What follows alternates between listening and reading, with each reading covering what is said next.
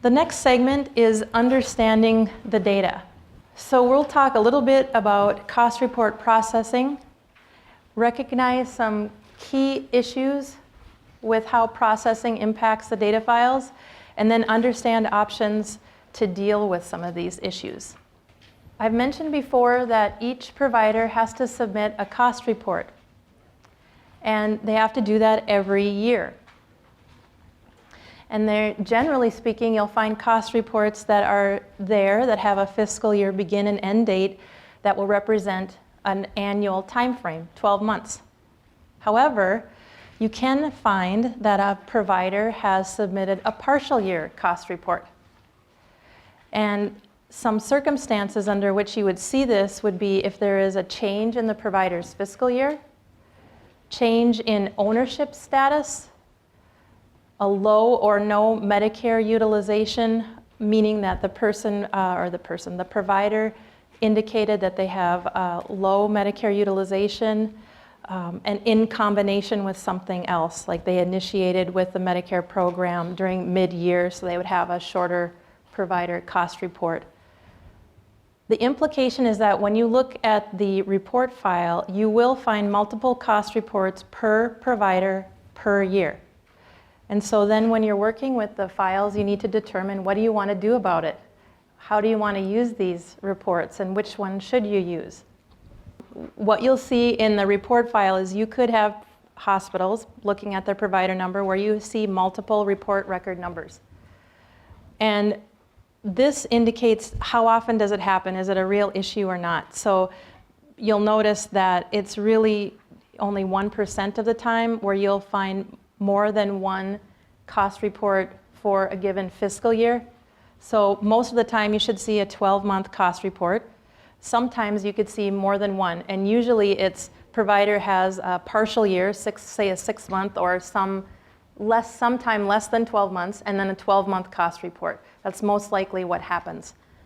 So this pie chart shows you for federal fiscal year 2011, 81% of the time it had to do with a fiscal year change. And the way that I could tell that was looking at, was there any other changes happening in the RPT file for a given cost report and provider?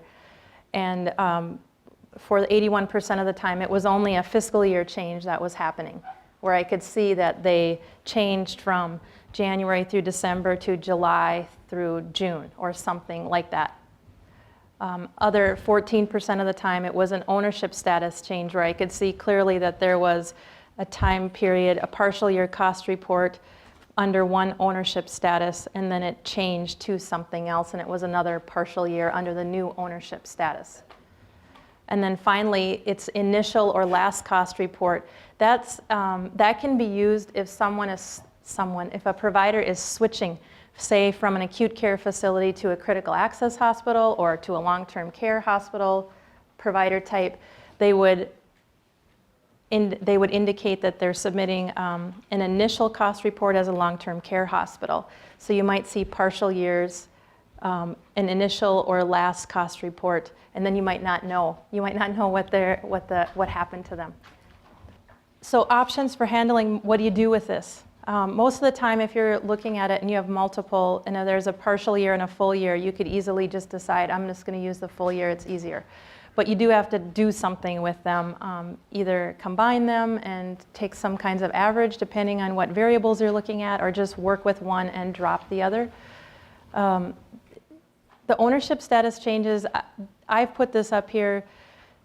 This is my opinion. It's going to depend on your research and what you're doing with the data files. I feel like an ownership status change, it could be fundamental different accounting or how people report things based on who owns it. And so therefore you might want to consider picking one over the other. However, this is your decision as to how you would like to handle those cases where you have ownership changes and partial years. The low or no Medicare utilization, there's a variable in the RPT file to indicate whether or not the provider is submitting low or no Medicare utilization, in which case all you might see would be the provider number, the name, and some variables in the RPT file, but you may not see much of anything else in the alpha file or numeric file. So if that's the case and you have pretty much nothing for a cost report, you might want to check the RPT file to see, did this provider submit a low or no Medicare utilization cost report? And then finally, with initiating or terminating, you may only have a partial year to begin with, and that's all you have available, so you might have to adjust the years that you're going to be using. But all of these, again, are found within the RPT file. So these variables, there are the fiscal year begin and end dates, low or no Medicare utilization, and initiating and terminating. Provider ownership status changes, that one is called the provider control type code. So I know that control type code doesn't seem like a very meaningful variable, but that's what that variable indicates. Again, just to reiterate that there are quarterly updates to the data file. So everything is overwritten each quarter. Changes in the status code indicate changes to the data files, and it's not easy to identify the changes within each download unless you have a download from the last quarter, a download from this quarter, and then you start looking at it on a variable by variable level to determine and do a compare to figure out what changes happened. All you could easily identify is looking at what's called the report status code. So something like, is this the as submitted code, the first, or as submitted cost report, the first one? Was it settled with audit, without audit? So those would indicate that between downloads, if you had the previous information, you could tell if something had been updated. So here, the order of the status codes, which indicates the cost report, if there were changes made. As submitted is the lowest, and that's 1. Settled with audit, without audit is 2. Settled with audit is 3. Reopened is 4, and amended is 5 in the data file. Just to give you a sense as to what this means, as submitted is usually the first one that goes in. Settled without audit means that, yes, the provider and the MAC determined that there's no issues with the cost report and they agree with what the settlement summary is, so we settled without any audit. Settled with audit means that something didn't fly with the MAC and that they needed to audit some type of information. You may not know what, but there was something that the MAC needed to double check on, and then they had agreed with the settlement. Reopened. Reopened means that that the cost report, after it was settled, something happened that caused either the provider or the MAC to determine that they want to reopen it to fix something. This can happen. Let me give you an example. I worked for a hospital, and the person that submitted the cost reports had been going along. Everything was fine. There was a major remodel done at the hospital, changed all the square footage of the units. And so it was a very large remodel. Much of how costs gets allocated to units is based on the square footage of the unit.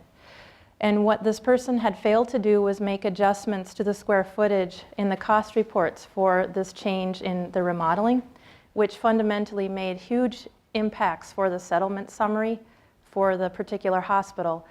And it was discovered within the hospital, and therefore we had asked to have the cost reports reopened. So there is a period of time in which you can reopen a cost report and ask to have it changed. So that was a case for an example of reopening. Amending is adding something to a cost report that hadn't been there previously that you need to add. This is looking at the status codes by fiscal year and just indicating kind of how it changes. The farther, the older that, or the newer data is a lot of as submitted, and then as time goes on, your older files, the large majority becomes settled without audit. So this is just to give you a sense of, yes, even though you may have a completed fiscal year for 2011, it's as submitted, and you can count on, as time goes on, things are going to change and there's going to be updates made. So what do you do? I mean, you're doing a research study, and it's hard to keep downloading every quarter. I mean, that's impossible. I guess it depends on what it is the purpose is for your research.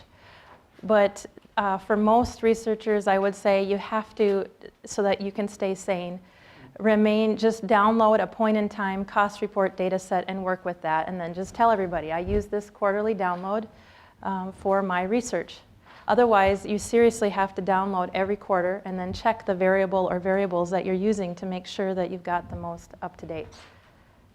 I did describe the reopening circumstances, and this is just to give you a little bit more detail on what that is. In theory, you should really only be seeing reopened cost reports. They can be reopened for a period of up to 3 years past the settlement summary, and that's called the Notice of Program Reimbursement. It's another variable that's in the RPT file if you're interested to see when they settled. If it's not reopened within 3 years, in theory, the cost reports are supposed to become final and not changed. So you would think that years like 2007, I mean, that should be far enough in the past that you shouldn't be seeing any changes going on with the cost reports. And then as far as the manuals read, the only exception to this is supposed to be in the case of fraud. But let's take a look at this. So this is fiscal year 96 cost reports, and this was as of the March download 2013. I was tracking, like how does this change over time as far as this 1996 cost report? As of 2002, it really shouldn't change at all, these status codes for this 96 cost report download. Yet in 2002, when I looked at it, it started out, the status codes were in one spot, and then in 2013, they finally leveled off. So it seems to me that there's something else going on that I'm not completely in tune with as far as the reopenings. It is supposed to be 3 years past the program reimbursement. So this is more of what we had just talked about with the options. I'd say take a point in time, unless you have good reason to keep updating the variables that you're looking at. So we had talked about this earlier as far as a time lag. And the cost reports are due to the fiscal intermediaries 5 months after their close of their fiscal year. And however, usually we see a complete fiscal year file 12 to 18 months later for the most current year. When I looked at the fiscal year 2012, I had looked and used the March download. It was approximately 14% complete, and that's basing it on how many cost reports were there based on a typical year. And typically there's about 6,000 cost reports that you'll see in a fiscal year file. So it was 14% complete. Then when I just looked at it at June, right before this workshop, it was about 53% complete. So, it seems like it's on track for being, maybe in another 6 months or so, it'll be 100% complete, with all hospitals reporting a cost report for the fiscal year. This bar chart is looking at the time lags, and the fiscal year end date and the MAC receipt date, you can see it's just tracking right on target. They are submitting their cost reports on time. However, it doesn't seem like that it gets passed to the HICRIS database in 5 months. We don't see that as submitted cost report there.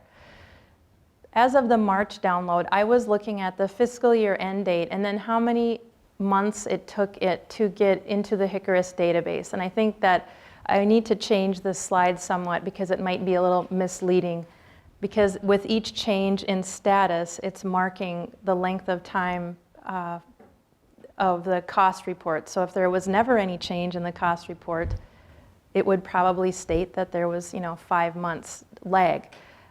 These in 2009 have lots of changes in their status, and therefore it's growing as far as the number of months.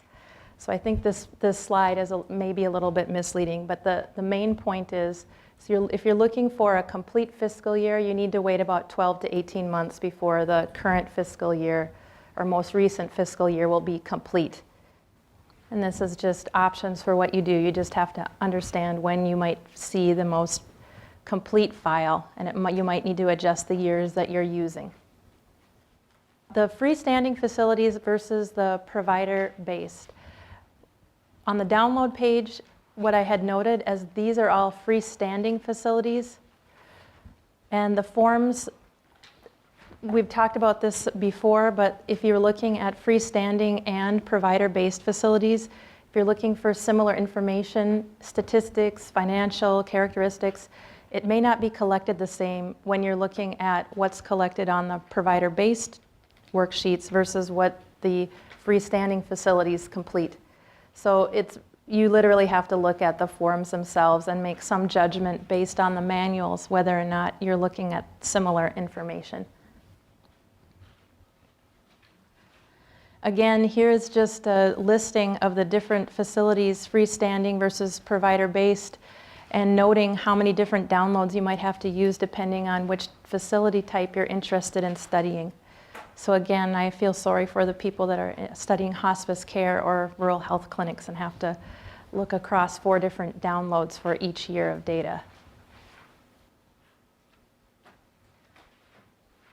So I often get asked, well, how do you determine the reliability of the data?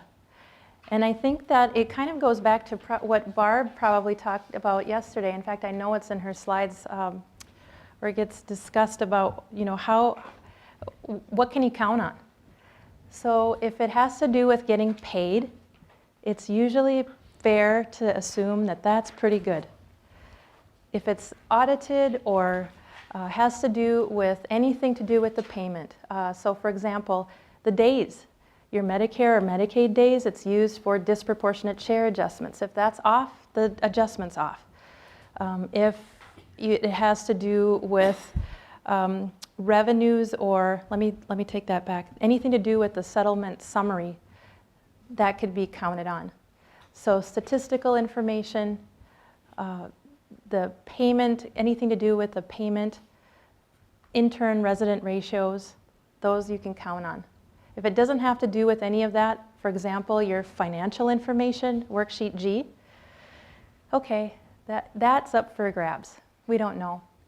It's when you're studying financial health of a facility, you really have no other place to go.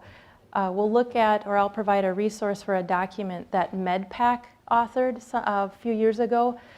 Dr. Nancy Kane had assisted with the report, and it looked at different methods or sources of financial information on facilities, so where you could go to get data, and cost reports was one.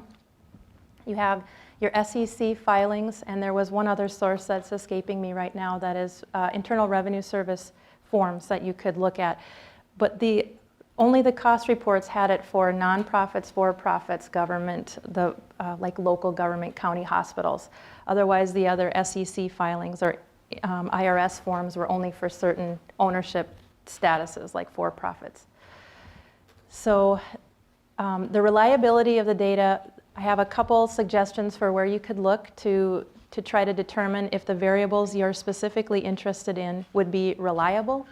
You can count on it. Is it required? So then you would go back to the reimbursement, the manual. So unfortunately, just like reading the Federal Register, I don't know how many of you have ever looked there, but boy, you need a cup of coffee to read that. Similarly with the manuals here, if you want to look, you do have to dig into the manuals and see if it's required. Yes?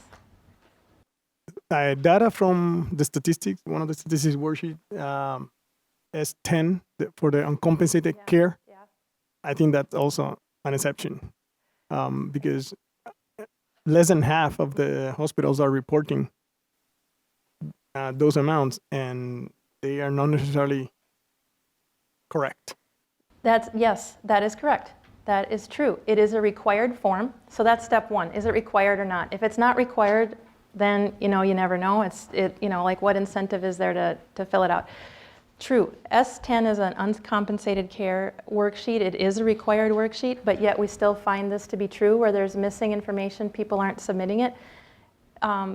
What is the ramification of that? It's not tied to anything. It's not tied to the settlement summary or payment. It's there mainly for informational purposes to understand how much of their care is uncompensated, to get some gauge on that.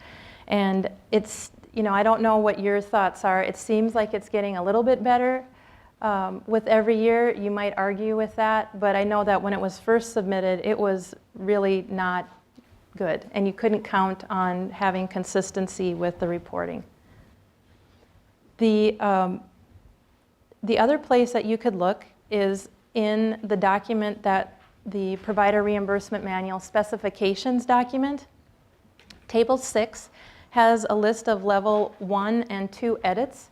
So what this means is that this is what's used by the Medicare Administrative Contractor to go through the cost report electronically to make sure certain fields have values. It may not have ranges on these values. It just might tell you that this has to have something in it. There has to be a provider number, say, or there has to be something listed for days. Has to be a number between 1 and something, So this could be a place where you could look for reliability of just checking, does anybody care about this variable? And again, so there's the last point is very similar. It's looking at the level 1 and level 2 edits that are performed by the contractor. We've already discussed this, but another way to determine whether or not it would be reliable is if it was used in the settlement summary, so the information that's collected on worksheet E. And then also just doing a check. How many missing values do you have? How many extreme values do you have? We'll look at this later when we look at the cost and charge information, because that's required and it's there. But boy, sometimes you can get some values that you're like, there is no possible way that this could be true, that there's a cost to charge ratio of 150. So that, that's in there. And then after all this, you might say, okay, well, now why am I here again? And why are we using these data? So again, it's the only place where you can get some of this information for all ownership types. And so that's why we'll continue to trudge through this and take a look at the data.